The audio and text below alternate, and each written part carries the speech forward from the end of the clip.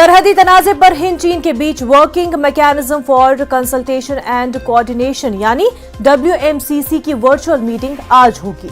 जराये के मुताबिक इस मीटिंग में हॉट स्प्रिंग्स और डेस्पोंग से फौज की वापसी समेत दीगर मुद्दों पर बातचीत होगी। ख्याल है कि हिंद और चीन के दरमियान सीनियर कमांडर के बीच मुज़ाकरात 10 अक्टूबर को हुए थे और उसके बाद दोनों हमसाया मुल्कों के बीच बातचीत तातुल का शिकार है। वाज़ेह रहे कि दोनों जानिब के फौजी कमांडर्स की 13वीं मीटिंग के दौरान चीन की फौज ने अप्रैल 2020 की पोजीशन पर मुस्तकिल तौर पर वापसी से इनकार कर दिया था।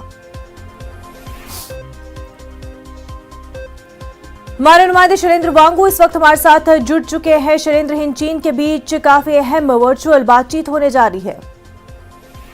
बिल्कुल बिल्कुल, ये काफी अहम बातचीत है और आपको याद दिला दें कि WMCC की बैठक में विदेश मंत्रालय और रक्षा मंत्रालय के जो अधिकारी हैं वो इस बैठक में शामिल होते हैं, दोनों देशों के। हालांकि आपको ये याद दिला दें कि अभी तक कोई जो आखिरी मीटिंग थी कोर कमांडर लेवल पे जो मीटिंग हुई थी वो बेनतीजा रही थी और हमने ये भी देखा है कि लगभग साल से ऊपर हो चुका है, लेकिन अभी तक चीन कुछ एरिया से पीछे नहीं हटा है। तो ऐसे में ये बैठक आगे का जो कोर्स है उसको तय करेगी। लेकिन एक अहम बात ये भी है कि ये मीटिंग उस वक्त हो रही है जबकि चीन ने अपने बॉर्डर्स को लेकर एक नया कानून पारित किया है, जहां पर वो अपनी फोर्सेस को ज्यादा पावर उन्होंने मुहैया कराई है। तो ऐसे में एक्सपर्ट्स ये मानते हैं कि चीन के इस कदम के बाद जो बॉर्डर को लेकर टॉक्स हैं वो और कॉम्प्लेक्स हो सकती हैं। हालांकि चीन ये लगातार कहता रहा है कि जो उसके बायलैटरल एग्रीमेंट्स हैं उसको वो रेस्पेक्ट करेगा और भारत भी एक बात कह चुका है बार बार कि सही माहौल बनाने के लिए और रिश्तों को वापस पटरी पर लाने के लिए जरूरी है और बायलैटरल टाइज जो आगे बढ़े और मजबूत हों उसके लिए जरूरी है कि बॉर्डर पर शांति रहे, पीस बरकरार रहे और चाइना जो है उसको रेस्पेक्ट करना चाहिए उन तमाम समझौतों का जो उसने भारत के साथ किए हैं। तो जाहिर तौर पर आज की मीटिंग में सबकी नजर रहेगी क्योंकि आखिरी बैठक जैसे मैंने आपको बताया कि कोर कमांडर लेवल की जो बैठक हुई थी वो कारगर नहीं रही थी और हालांकि कुछ पॉजिटिव मूवमेंट्स हुई हैं डिसएंगेजमेंट को लेके LAC पर, लेकिन उसके आगे बात नहीं बढ़ पाई है। तो ऐसे में आज की बैठक पर दुनिया भर की नजरें हैं कि बिल्कुल शैलेंद्र, जिस तरह से आप बता रहे हैं कि इससे पहले की बातचीत जो है बेनतीजा रही थी, लेकिन तब जो है चीन का हम जो रुख देख रहे थे वो काफी स्टर्जेंट था। क्या अब उस फेज में उनके उस स्टैंड में, क्योंकि अफगानिस्तान के हवाले से भी कई ऐसे सारे मामले ग्लोबली चल रहे थे कि चीन का अलग रुख देखने को मिल रहा था, अब किस तरह का एक जो है स्टैंड चीन की तरफ से देख रहे हैं? क्या पहले जो रुख देखने को मिल रहा था चीन का कि बयान कुछ देते थे लेकिन मीटिंग्स में कुछ और ही निकल के आता था, क्या अब वो कुछ तब्दील हुआ है? देखिए, चीन के रवैये में कोई खास बदलाव नहीं हुआ है और हमने ये भी देखा है कि ऐसी खबरें भी आई थी कि अरुणाचल के करीब चाइना ने एक गांव भी बसाया है। इस तरह की खबरें पिछले दिनों चल रही थी। हालांकि बाद में साफ किया गया कि जो एक गांव है वो चीन की तरफ बनाए गए हैं, लेकिन वो भारत के कब्जे वाली जमीन जो चीन के पास है उस पर बनाए गए हैं। तो हालांकि विवाद लगातार चल रहा है, वो कम नहीं हुआ है। लेकिन कोर कमांडर लेवल पर बातचीत करने के लिए कई बार इस तरह की मीटिंग्स हुई हैं, लेकिन इस दरमियान जो आखिरी बैठक हुई थी WMCC की और इस बैठक में फर्क बस ये है कि जो चाइना ने अपना नया कानून पारित किया है जिसके बाद ये कहा जा रहा है कि बातचीत में वो अड़चनें पैदा हो सकती हैं, उसके बाद अब आज की बैठक से उम्मीद की जा रही है कि एक वाइडर एक स्कोप तैयार होगा कि किस तरह से इस मामले को हल किया जाए और साथ ही साथ कोर कमांडर लेवल की अगली बैठक कब होगी इस पर भी इस बैठक में चर्चा हो सके और किन मुद्दों पर चर्चा होनी चाहिए। इन तमाम पहलुओं पर आज की मीटिंग पर खास फोकस रहेगा कि किस तरह से विवाद हल होता है। और वहीं आपको ये भी याद दिला दें कि चाइना ने पिछले दिनों जो विजिट्स हुए थे भारतीय लीडर्स के अरुणाचल में, उसको लेकर उन्होंने विवाद खड़ा किया था। हालांकि भारत ये साफ कर चुका है कि अरुणाचल जो है वो भारत का अभिन्न अंग है। तो ऐसे में इस तरह के जो कमेंट्स हैं वो रिजेक्ट किए थे भारत की ओर से। लेकिन आज की इस बैठक में LAC के जो तनाव है, LAC के ऊपर जो चुनौतियां हैं उसको हल करने के लिए आज की बैठक से बातचीत के जरिए इसको हल करने के लिए आज की बैठक महत्वपूर्ण मानी जा रही है। बिल्कुल शैलेंद्र वांगू, बेहद शुक्रिया आपका। आगे बढ़ते हैं। वज़ीर दफ़ा राजनाथ सिंह लद्दाख पहुंच चुके हैं, जहां वो आज मशरक़ी लद्दाख के रेज़ोंगलॉ में 9 तामीर शुदा जंगी यादगार का इफ्तिताह करेंगे। हिंदुस्तानी फौजियों ने 1962 में चीनी फौज का बहादुरी से मुकाबला किया था। जरा के मुताबिक यादगार का इफ्तिताह करने के बाद वज़ीर दिफा खित्ते में लाइन ऑफ एक्चुअल कंट्रोल के साथ चीन के साथ जारी सरहदी तनाज़े के पस मंजर में फौज के आला कमांडरों के साथ सिक्योरिटी सूरत हाल का भी जायजा लेंगे। Chief of defence staff general Bipin Rawat भी लद्दाख के दौरे के दौरान वज़ीर दिफा के साथ मौजूद रहेंगे। वाज़ेह हो कि army chief general MM Naravane Rezang La में होने वाली तकरीब में शिरकत नहीं कर सकेंगे क्योंकि वो इसराइल के 5 रोजा दौरे पर हैं।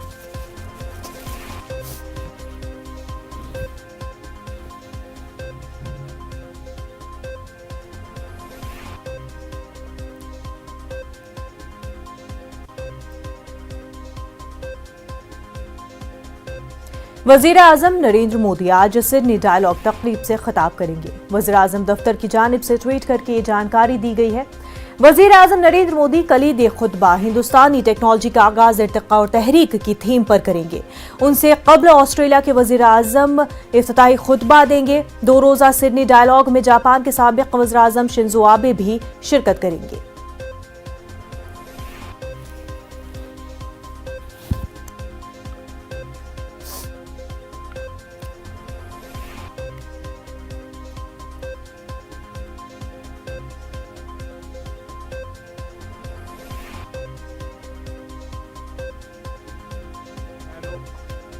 For its focus on emerging critical and cyber technologies.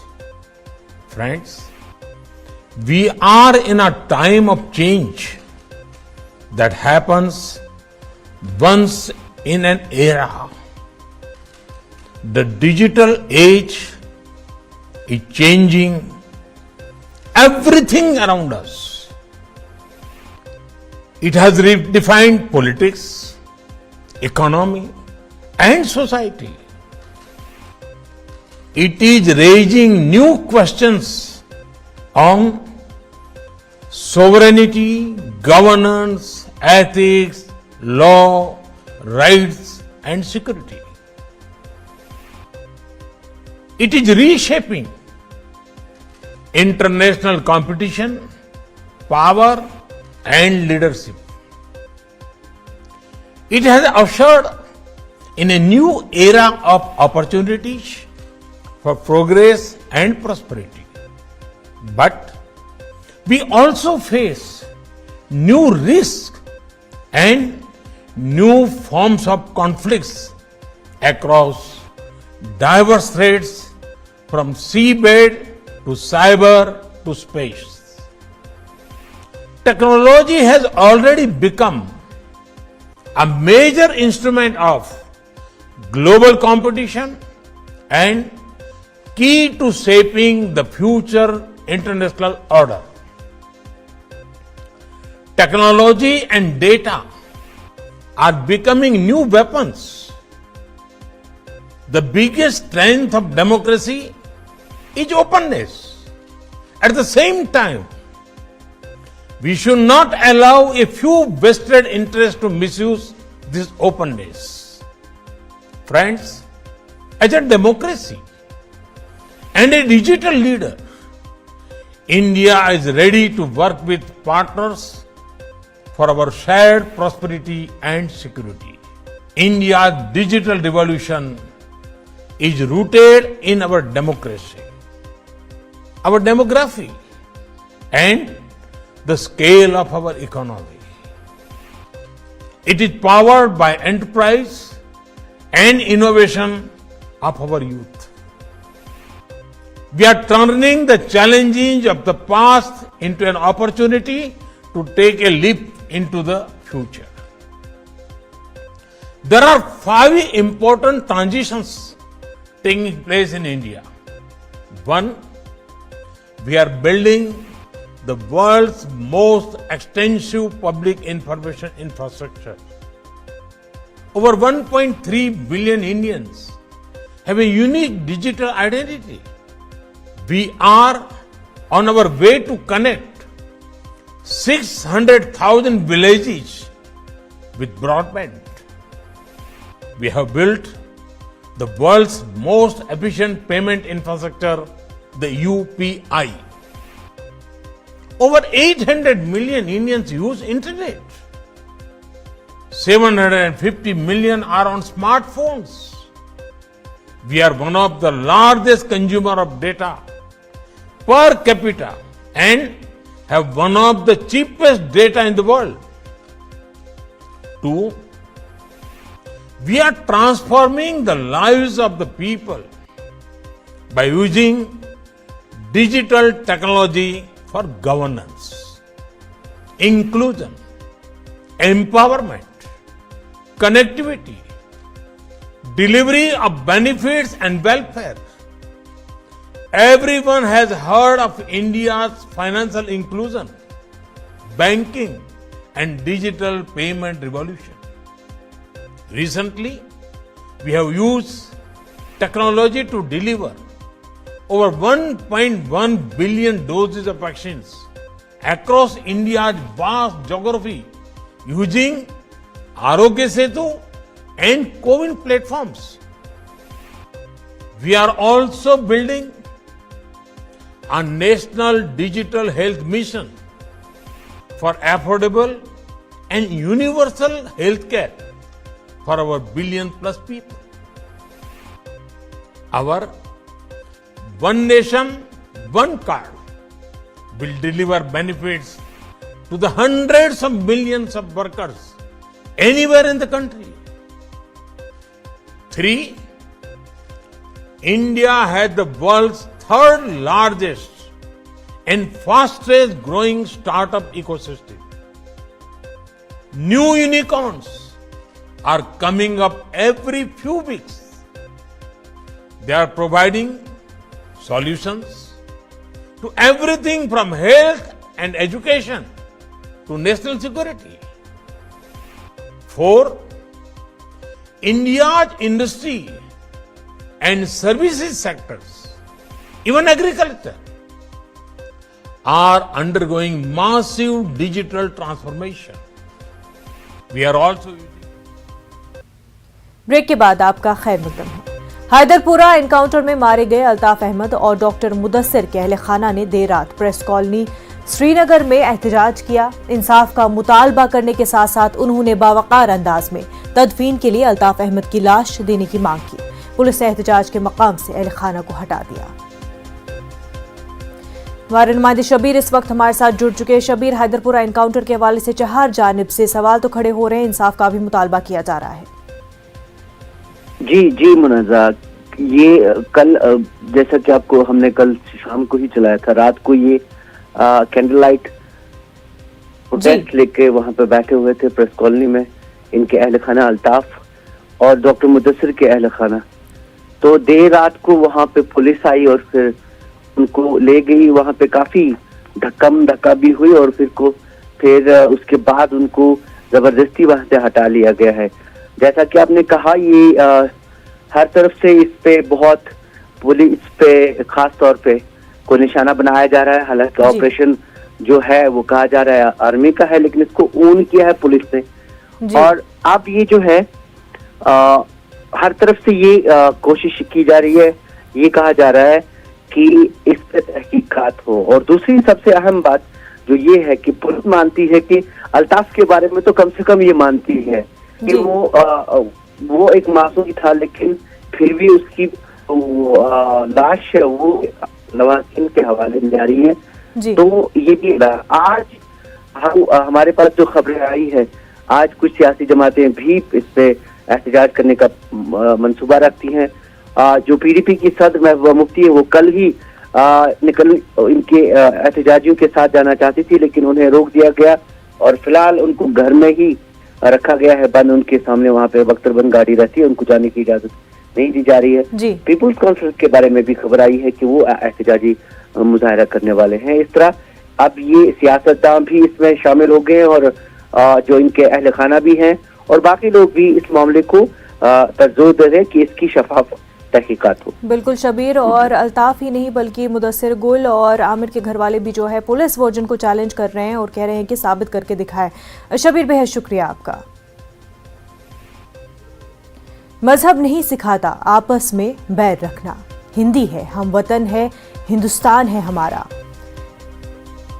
Cyber city में एक तरफ खुले में नमाज की मुखालफत की जा रही है तो दूसरी तरफ भाईचारे को किस तरह कायम रखा जाए उसकी सभी कोशिशें की जा रही हैं। गुरुग्राम में खुले में नमाज को लेकर तनाजे के बीच शुरू श्री गुरु सिंह सभा गुरुग्राम ने सभी मुसलमान भाइयों से गुरुद्वारे में नमाज अदा करने की अपील करके एक मिसाल कायम की है। श्री गुरु सिंह सभा ने गुरु पर्व से पहले अपील करते हुए कहा कि अगर मुसलमान भाई चाहे तो वो कोरोना प्रोटोकॉल के तहत गुरुद्वारे में जुमे की नमाज पढ़ सकते हैं। सभा के सदर शेरगिल सिद्धू ने कहा है कि ये पहल कोई नई पहल नहीं है। इससे पहले भी अमृतसर के हरमंदिर साहब में नमाज अदा की जाती रही है। इससे पहले सेक्टर 12 के रिहायशी अक्षय यादव ने इस मामले में पहल करते हुए गुज़िश्ता जुमे को अपनी दुकानों में नमाज पढ़ने के लिए जगह फराहम की थी। अक्षय के इस कदम की हर तरफ सराहना हुई। देखो, ये नमाज का जो इन्होंने इशू बना रखा है, जब इलेक्शन पास आते हैं, अभी देखना यूपी का और पंजाब का इलेक्शन आ रहा है, तब जो नमाज पढ़ रहे हैं वो जायज़ हो जाएगी। जब इलेक्शन चले जाते हैं तब वो नाजायज हो जाते हैं। ये हमारा जो भारत है ना, ये डेमोक्रेटिक कंट्री है। हाँ जी, अगर उनको जरूरत पड़े तो हम देना पड़ेगा ना सर हमें। अगर हम उनको इजाज़त देंगे तो सोशल डिस्टेंस मेंटेन रखेंगे, हमें कोई इतराज़ नहीं। देखो, हमारे श्री दरबार साहब जो अमृतसर में जिसको लोग स्वर्ण मंदिर कहते हैं, उसका एक्चुअली नाम श्री दरबार साहब है। वहाँ पे भी लोग नमाज पढ़ते हैं। मैं ऐसे एक छोटा सवाल पूछता, अगर कोई मंदिर में पूजा करने जाए, कोई नमाज पढ़ने जाए, उसको भगा थोड़ी सकते हैं वहाँ से। ये जगह इबादत के लिए बनी है, इबादत कोई भी कर सकता है। गुरुग्राम नुमाइंदे हमारे साथ धर्मवीर साहब जुड़ चुके हैं। खैर मकदम है धर्मवीर साहब, आपका एक बहुत ही अच्छी पहल, बहुत ही अच्छा कदम नमाज पढ़ाने के हवाले से जुमा नमाज के लिए जगह दी जा रही है। इससे काफ़ी अच्छा पैगाम और ख़ास तौर से इस दौर में पूरे मुल्क के लिए ही जाता है। बिल्कुल, देखिए, सिख समुदाय की तरफ से कल एक बैठक हुई और उस बैठक में ही ये फैसला लिया गया था कि गुरुग्राम में जो गुरुद्वारे हैं उनमें मुस्लिम समाज के लोगों को जुम्मे की जो नमाज है वो पढ़ने की इजाजत दी जाएगी। उन्होंने सीधे तौर पर ये कहा है कि जिस तरह से नमाज का विरोध हो रहा है वो गलत है, इबादत करने का सबको अधिकार है और इसीलिए उन्होंने ये बात कही है कि उनके जो गुरुद्वारे हैं उनका इस्तेमाल मुस्लिम समाज के लोग कर सकते हैं। अगर उनके पास जगह कम है तो गुरुद्वारे में आए और नमाज पढ़े, लेकिन कोरोना नियमों का जो ख्याल है वो जरूर रखें और किसी को भी किसी तरह की कोई पाबंदी नहीं है। गुरुद्वारे में आने के ऊपर कोई भी आ सकता है और वो अपनी पूजा पाठ कर सकता है, चाहे वो मुस्लिम समाज के लोग हों चाहे वो हिंदू समाज के लोग हों, कोई भी आ सकता है। ये फैसला एक तरह से गुरुद्वारा कमेटी की तरफ से लिया गया है और आज जो है मुस्लिम समाज के लोग भी एक मीटिंग जो है इस मामले को लेकर करेंगे और उसके बाद देखना होगा कि क्या वो सब लोग वहाँ कल नमाज पढ़ेंगे जुम्मे की या नहीं। धर्मवीर, बेहद शुक्रिया। आगे बढ़ते हैं। आंध्र प्रदेश का एक रोजा खसूसी इजलास आज है। इस इजलास में 14 तरमीम शुदा एक्ट को मंजूर किया जा सकता है। उनमें land right act, panchayat raj act और रेवेन्यू रिसिटिजन act, education act, municipal corporation act और सिनेमेटोग्राफी रेगुलरिटी एक्ट शामिल है। हुकूमत दिसंबर के महीने में 10 रोजा इजलास कराने में गौर कर रही है।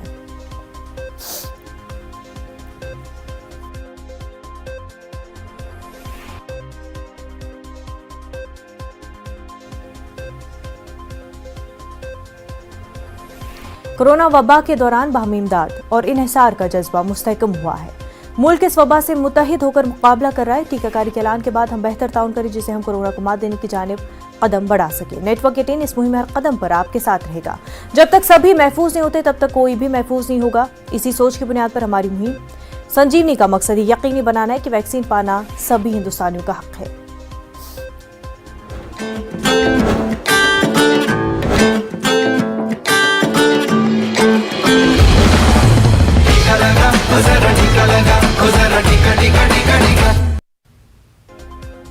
आज की ताज़ा खबर में फिलहाल इतना ही। हमें दीजिए इजाजत। आदाब।